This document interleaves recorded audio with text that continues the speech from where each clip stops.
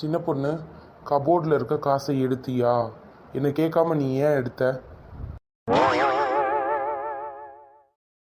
என்னடி, நான் கேட்டுக்கிட்டே இருக்கேன், நீ பாட்டுக்கு அமைதியாக இருக்க.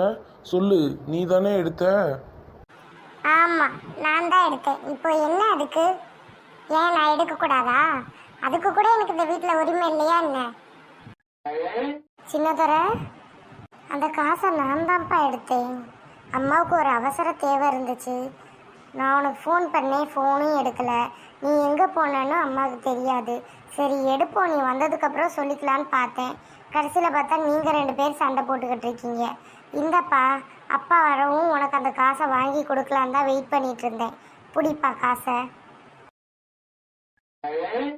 அப்புறம் ஏன் சின்ன பொண்ணு நீ எடுத்தோம்னு பொய் சொன்ன? பின்ன பொய் சொல்லாமல் என்ன சொல்கிறீங்க? நான் எடுத்தனா எடுக்கலையான்னு கூட கேட்கல. நான் எடுத்திருப்பேன்னு நீங்களே முடிவு பண்ணி வந்துட்டீங்க. இந்த வீட்டில் அத்தனை பேர் இருந்தும் அவங்க மேலெல்லாம் சந்தேகம் வரல. என் மேலே தான் உங்களுக்கு முதல்ல சந்தேகம் வந்திருக்கு. அப்போது நீங்கள் முடிவாக தான் வந்து என்கிட்ட கேட்டிருக்கீங்க. நான் எடுக்கலன்னு சொல்லியிருந்தாலும் நீங்கள் நம்பியிருக்க போகிறதில்ல. என்னால் உங்களுக்கு புரிய வைக்கவும் முடியாது.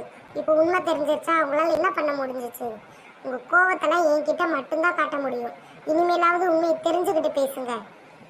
ஏன்னா எல்லாத்துக்கும் சந்தேகப்படுறதுக்கு இந்த வீட்டில் நான் மட்டும் கிடையாது, எல்லாரும் இருக்காங்க.